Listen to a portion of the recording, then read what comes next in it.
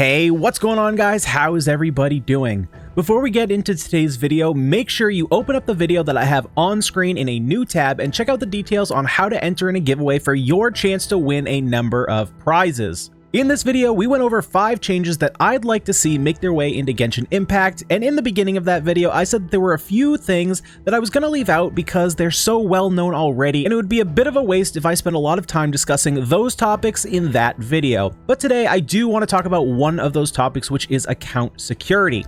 Account security is something the community has been screaming for since the game came out, and in terms of account security that we have now, well, we have no account security. The problem here is that you have everything to lose, whereas Mihoyo has nothing but your business to lose. And let's face it, if you leave, whether before or after having your account hacked, they'll just advertise to other players and find another person to take your place. Games are constantly in flux, gaining and losing players. Even when a game is quote-unquote dead, a game will still pull in new players occasionally until the servers inevitably have their plugs pulled. So what incentive does Mihoyo have to go and spend time and effort to amplify their security? In a word, confidence.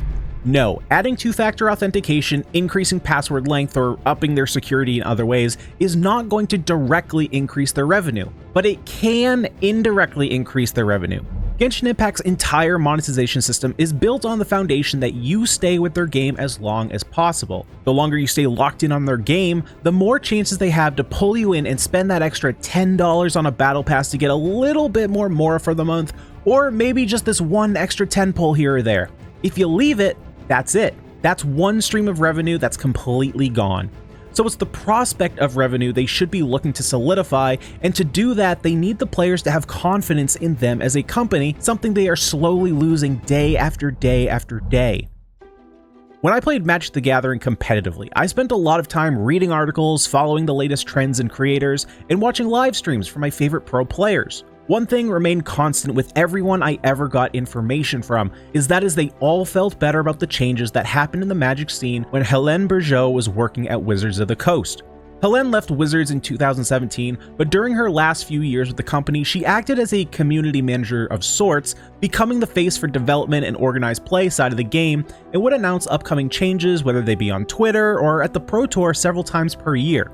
Now, let's face facts, the information she would provide doesn't change whether it be delivered in bullet point form, in a developer's notes, let's say, or directly from her own mouth. But it was comforting to have an actual person that could be the face of the company to further explain some of the decisions, as opposed to being left to wonder why the decisions were being made, and she could basically be the middleman or woman, making sure community concerns were brought to the company's attention, as opposed to now where players feel like we're shouting into a void, hoping that someone on the other end in China is listening.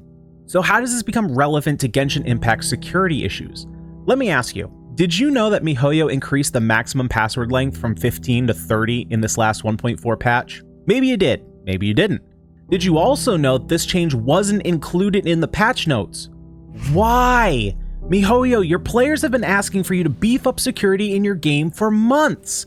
Finally, you do something, anything about it, and you let it pass by silently without even the slightest mention? Is it because you're afraid that your player base will be upset that this is all you do after months of asking for tighter security? Is it because you just don't care about players feeling like they can put money into their accounts without fear of losing everything? We don't know. Look, I get it. I'm sure someone will let me know how the Chinese culturally are more tightly knit business-wise and aren't as transparent as companies from other places around the world. But if you're going to make the decision to launch your game worldwide, I think it's fair to say that you've opened yourself up to scrutiny from elsewhere, and frankly, in other places, this doesn't fly. So, without this person, without a face or a body of people that we can go to look for answers or some semblance of what the company is intending with its upcoming moves, we're left to squander around in darkness, hoping that the light at the end of the tunnel will expose an enlightened world where everything becomes perfect once they get time to develop the features we so ask for, rather than a car barreling straight for us down a tunnel with nowhere to evade. There are a lot of questions your community is asking, Mihoyo, questions that are going unanswered, questions that we're getting tired of asking. You may have already made $1 billion. Sure, you're a success. Congratulations. But let me ask you this. Would you rather be the company that when its game finally died, your game might have not been at the top, but your community trusted you and believed that you could come back stronger with another game, one that they would migrate to? Or would you rather be the company lost and forgotten from a player base that no longer has faith in you, as you had no respect for them? Thank you for listening to my rambles, everyone. I'm sure some of you will agree with me and some of you will have problems with my opinions, but that's at the end of the day exactly what they are, my opinions. And I think this video will speak to you and for a lot of you. Hopefully Mihoyo heeds these words and the words of all of us. Understand, these words come from a place of dissatisfaction and frustration with the game I love and want to succeed, not from a place of disdain or apathy. If you like this video, show your support by hitting the subscribe button, liking this video, and hit the bell so that way you never miss a video. And don't forget to join our Discord, link will be down in the description below. But guys, that's all I have for today. Thank you for watching. I'll see you guys in the next video.